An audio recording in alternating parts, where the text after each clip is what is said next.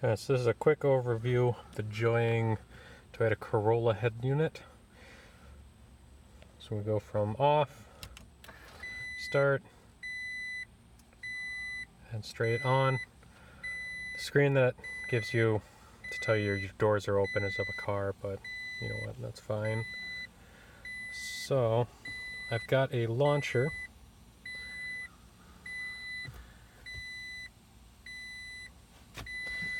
So use that, and that kind of controls everything. Shut this door. So we can go radio, and it opens up the radio app. We can switch back to that. Navigation goes ahead and opens up Google Maps. Music opens up Google Play Music. You can program those buttons to do whatever you want, though. YouTube, obvious, opens YouTube. Internet opens Chrome. Apps opens all your apps. Pause and play with this. Might not be working right now. Go with this. So let's see here. There's steering wheel controls.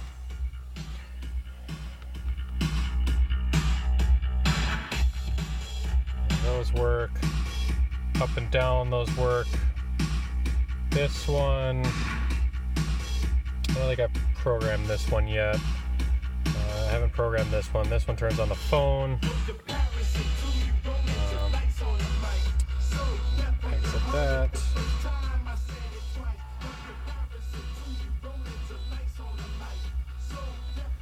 Factory apps comes with so car info.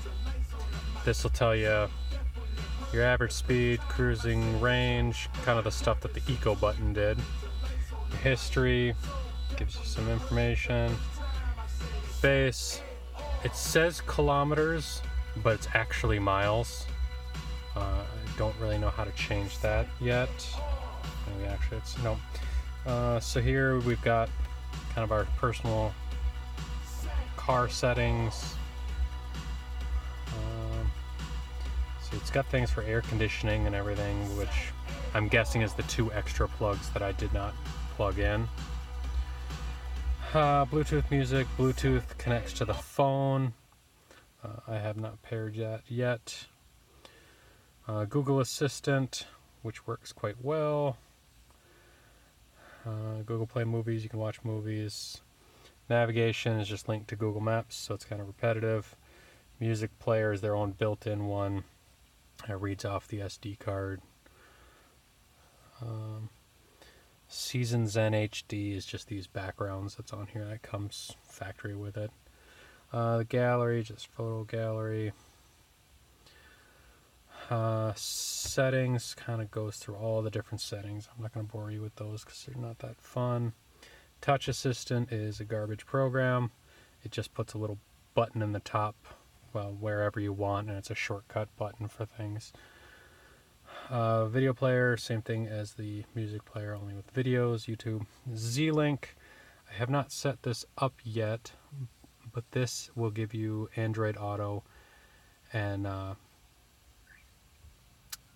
the Apple version of it, whatever the hell that is. So we can close some of these.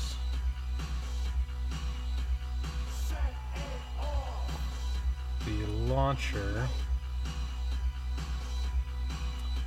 so it shows you your satellites, weather, settings. This is $1.99 for this app. Theme editor, you can change the colors, volume control, just kind of different stuff. And that is just a skin that overlays onto Android. Overall, everything seems to work. I have not tested these yet, as mine did not come with the adapter for the USB port, so they are shipping that out. the auxiliary plug, that should work just fine, but I have not tested it. There's an extra USB port that's in the back, along with the SIM card slot for 4G internet. Those I'm actually routing down here, so they'll just kind of be stuck to the inside of this panel on the back of it, where they're out of the way, but I can get to them if I need to them. You can turn the video feed to not show video while you're driving, or you can have it so it does turn on and play video. Let's see here. Let's see.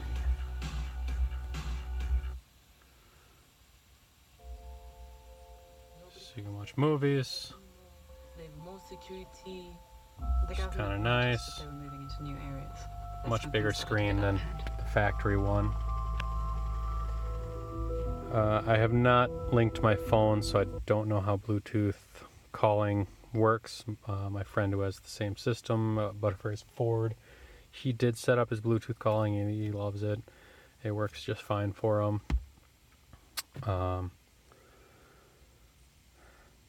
Yeah, I think that is just about everything that I can think of right off the top of my head. I did install 2 other apps. DM Smart DSP.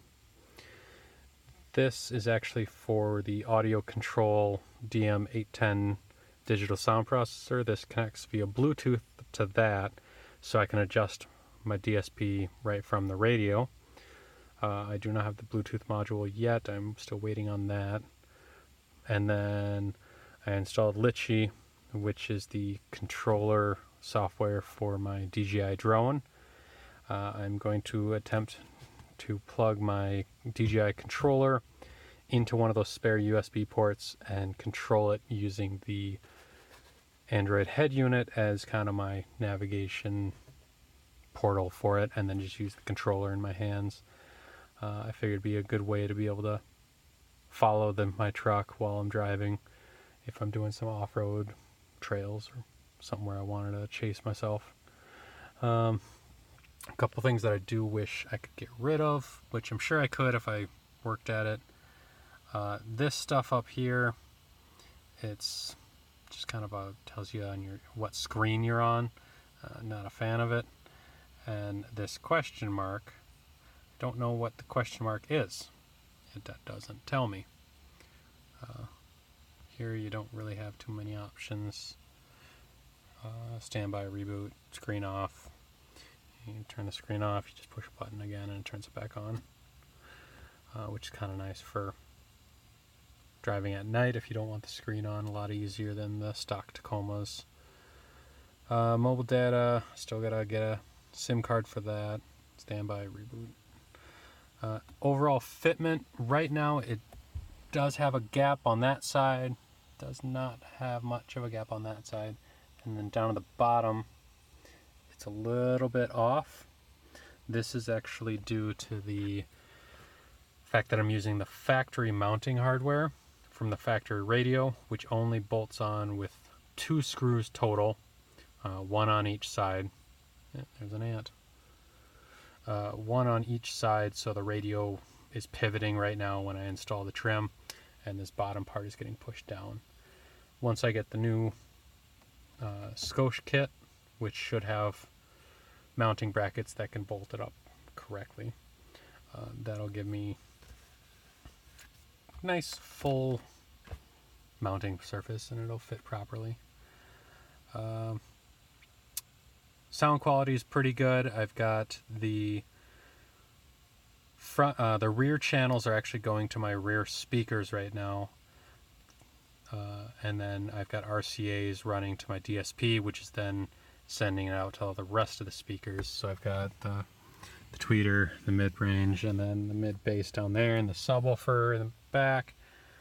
The rear speakers are overpoweringly loud running off of the head unit, so I gotta get the trim panels off and hook up the wires from the amp to those so I can actually control the volume properly. Right now, the way it's set up, it's volume 3 is pretty loud on the rear speakers, and I had to turn the gains up on the amplifiers a little too high just to get the front speakers to overpower the rear a bit. But yeah, overall, I really like it. You can put widgets, just like a regular Android tablet. Everything on it is pretty much Android. It does have a couple of specific apps, mainly the car info. No, not that one. The car info, that one. And the settings. There's a bunch of factory stuff in here. So yeah, that's about it.